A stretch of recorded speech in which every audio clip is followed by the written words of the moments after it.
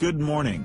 I am here today to introduce how we can increase our employees' performance and the business quality using the e-management technique. E-management techniques save the time, effort and money. It is not related to a place or timing as it is accessible from any computer with an internet connection. E-management requires less places, less paper and less stationery. Which department can use e-management? All departments in any organization worldwide can use the e-management techniques. Who can benefit from the e-management? Fresh graduates, junior employees, senior employees, executives and managers of all departments like human resources, public relations, sales, and other departments.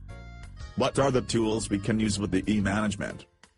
Electronic archiving, mailing, follow-up system, tools for organizing and time management, reporting tools, electronic file system and others. I recommend relying on e-management to save the time and effort and increase our profit.